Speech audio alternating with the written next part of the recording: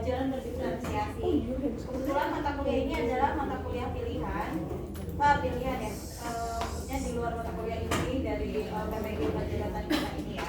Nah, langsung saja melewati reviewnya karena kita sama-sama telah menjalankan mata kuliah ini sampai pada topik 5 walaupun belum selesai. Nah, untuk refleksi dari saya, menurut saya seluruh topik dalam materi pembelajaran berdiferensiasi ini sangat penting untuk dikuasai oleh seorang calon guru profesional dalam mendukung profesionalitasnya saat mendidik kelak.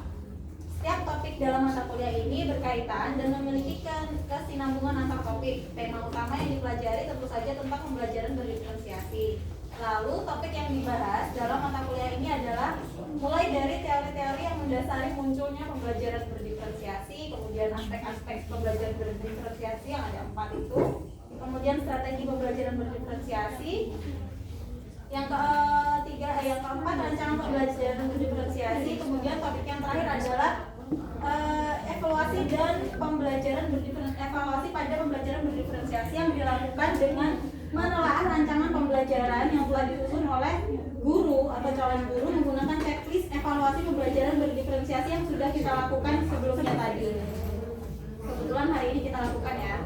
Nah, selanjutnya berdasarkan kelima topik tersebut, saya ingin merefleksikan topik ketiga dan topik keempat. Topik ketiga dan keempat ini tentu saja merupakan hasil dari pemahaman terhadap topik 1 dan 2 sebelumnya, di mana topik 3 dan 4 ini membahas tentang perencanaan pembelajaran berdiferensiasi, dan topik 4 membahas tentang bagaimana mengimplementasikannya pembelajaran berdiferensiasi ini di kelas. Nah, alur pada pembelajaran pada setiap topik sama, yaitu menggunakan alur merdeka yang terdiri atas penugasan mandiri secara kolaborasi. Penugasan mandiri terdiri atas tugas-tugas tentang diagnosis terhadap pemahaman sebelum memulai topik, dimulai dari diri, kemudian eksplorasi konsep atau penjelasan yang dilakukan dengan pengisian notes atau catatan di setiap materinya. Selanjutnya yaitu demonstrasi konseptual, merupakan demonstrasi dari hasil kolaborasi yang telah dilakukan dalam bentuk presentasi langsung atau membuat video kolaborasi. Kemudian yang selanjutnya itu mengkoneksikan antar materi dalam topik tersebut dengan membuat ringkasan dalam bentuk visual berupa infografis, mind map, video, dan lain sebagainya. Yang terakhir yaitu aksi nyata, tugas mandiri yang terakhir yaitu aksi nyata dengan merefleksikan hasil pembelajaran dalam topik yang sedang dipelajari. Nah, untuk tugas kelompoknya terdiri atas tugas ruang kolaborasi, di mana pada ruang kolaborasi topik 3 dan 4 ini adalah mahasiswa dikelompokkan menjadi 4 kelompok dalam satu kelas.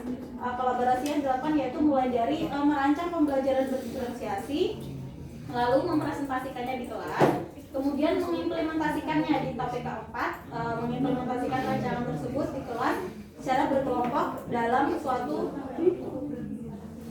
suatu micro teaching, lalu dievaluasi bersama-sama oleh teman mahasiswa dan juga dosen pengampu. Kesulitan saya pada mata kuliah ini secara mandiri adalah saya masih meraba kegiatan pembelajaran yang bagaimana yang sesuai dengan prinsip pembelajaran berdiferensiasi. Nah, solusi dari saya yaitu dengan mencari referensi perangkat ajar pembelajaran berdiferensiasi, tentu saja melalui web-web yang terpercaya. Kemudian diskusi bersama dengan teman kelompok. Sedangkan kesulitan yang dihadapi dalam melakukan kolaborasi topik 3 dan 4 adalah menyesuaikan waktu untuk melakukan diskusi dengan teman kelompok, karena setiap mahasiswa memiliki beban tugas yang sama, namun aktivitas yang berbeda-beda. Kemudian menyamakan pemahaman terhadap penjabaran materi pembelajaran berdiferensiasi ini dari LMS maupun dari penjelasan dosen pengampu. Solusi kesulitan kolaborasi yang dihadapi adalah dengan melakukan diskusi secara daring melalui grup obrolan atau WhatsApp dan melakukan video conference menggunakan Google Meet.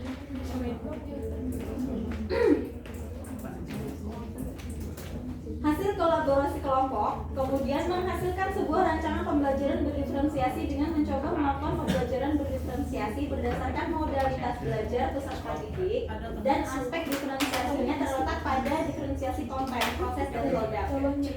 Kemudian hasil kolaborasi ini juga dipresentasikan secara daring. Ketika itu rancangan pembelajaran berdiferensiasi diferensiasi yang kelompok saya susun masih kurang tepat. Diferensiasi pada aspek prosesnya. Tujuan utama melakukan diferensiasi adalah kembali lagi untuk memfasilitasi kebutuhan belajar peserta didik. Berdasarkan masukan yang diberikan oleh dosen pengampu, kelompok kami melakukan evaluasi dan perbaikan kegiatan micro teaching di topik kami. Oke, selanjutnya kegiatan micro teaching pada topik 4 dilakukan secara luring dengan melibatkan peran dari seluruh anggota kelompok berkat kerjasama yang baik dalam kolaborasi kelompok dan hasil perbaikan pada evaluasi rancangan pembelajaran sebelumnya. Micro teaching yang dilakukan dapat berjalan dengan baik dan sudah meminimalisir kekeliruan pada implementasi pembelajaran yang dilakukan. Poin utama dalam pembelajaran diferensiasi yang dilakukan sudah betul.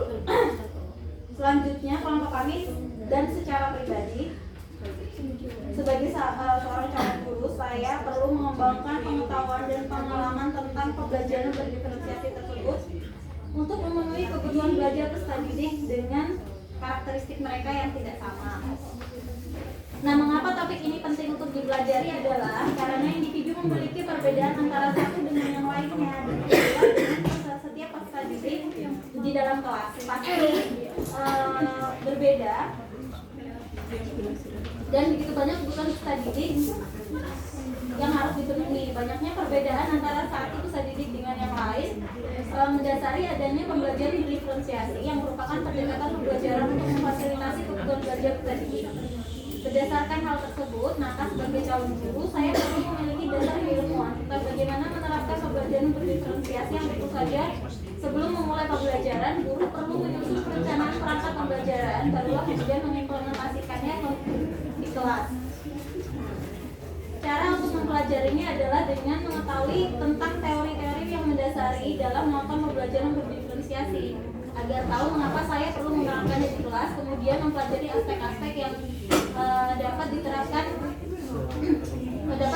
dalam pembelajaran berdiferensiasi. Selanjutnya, saya secara mandiri maupun berkelompok mencari sumber referensi di luar LMS tentang pembelajaran berdiferensiasi dan mempelajarinya dari penjelasan yang diberikan oleh dosen pengampu.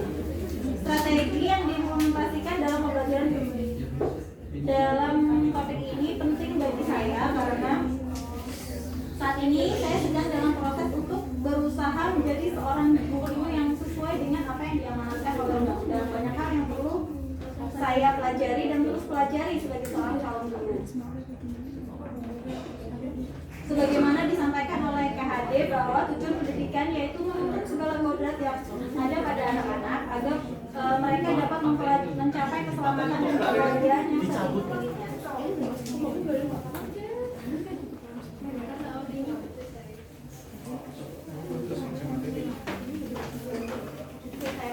Baik sebagai manusia maupun sebagai anggota masyarakat. Berdasarkan pengalaman topik 3 dan 4,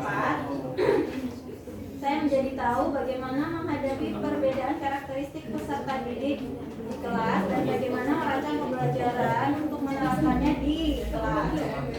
Karena saya belum melakukan PPL 2, maka ATK pembelajaran yang saya sampaikan adalah ATK pembelajaran ketika mengikuti mata kuliah pembelajaran berdiferensiasi yang terdiri atas yang pertama yaitu perangkat pembelajaran yang dapat diakses di link berikut. Kemudian ada video micro teaching yang telah saya lakukan bersama dengan teman saya. Nah, untuk pembelajaran bermaknanya atau good practice-nya adalah makna yang diperoleh dari aktivitas refleksi ini. Sebelumnya saya menyadari bahwa terdapat perbedaan karakter individu, namun saya perlu memahami bahwa karakter tersebut memiliki kebutuhan yang berbeda pula.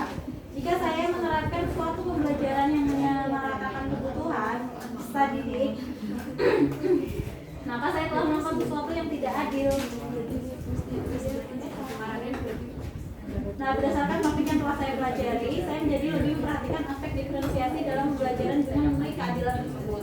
Guru perlu memahami dasar-dasar pendidikan sesuai dengan pemikiran KHD yang sudah kita pelajari, yaitu di mana guru perlu mengenali perbedaan karakteristik dan kebutuhan peserta didik agar nantinya dapat merancang pembelajaran yang sesuai dan mencapai hasil belajar yang optimal. Demikian kurang lebihnya refleksi.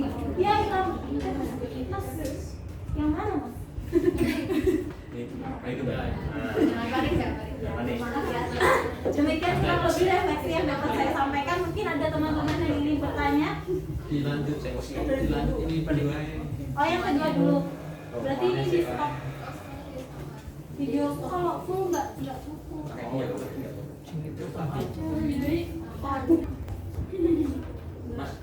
Saya ingin bertanya kepada Mbak Rizka, kan biasanya kalau diferensiasi itu berdasarkan kayak minat belajar, tapi kalau misalnya ada diferensiasi produk, terus peserta dirinya pengen saya emang visual tapi saya pengen bikinnya infografis yang gampang kayak gitu, itu gimana kita sebagai guru? Oke, terima kasih pertanyaan dari Mbak Nuke tadi untuk saya terkait dengan pembelajaran berdiferensiasi. Pertanyaannya mungkin bisa saya ulangi lagi, yaitu terkait dengan jika misal siswa memiliki kecenderungan gaya belajarnya ke visual atau salah satu dari gaya belajar, tapi dia ingin mengerjakan produk di luar dari gaya belajarnya tersebut. Nah, kalau menurut saya mungkin secara pribadi saya sebagai guru mungkin nantinya kalau ada siswa yang melakukan hal tersebut tetap penilaiannya kan rubriknya tetap ada. Jadi walaupun dia mengerjakan tugas di luar dari gaya belajarnya itu tidak masalah. Mungkin itu juga salah satu hal untuk memenuhi kebutuhan belajarnya dia. Kan tadi saya jelaskan bahwa kebutuhan belajar itu berbeda-beda. Mungkin ketika belajar dia lebih mudeng atau lebih nyambung kalau diajak belajar secara visual, namun untuk mengerjakan produk belum tentu dia memiliki minat untuk membuat misal video atau membuat infografi. Mungkin dia lebih suka membuat laporan atau lebih suka menggunakan podcast gitu, karena dia itu mungkin untuk produk bagi saya itu cenderung ke minatnya itu tadi, atau kalau kata Pak Ipul itu multiple intelligence ya itu. Mungkin itu dari saya. Terima kasih Mbak. Oke, sekian refleksi yang dapat saya sampaikan. Terima kasih atas pertanyaan dan perhatian dari teman-teman. Wassalamualaikum warahmatullahi wabarakatuh. Tak, jika aplikasi itu. Udah. Belum tak.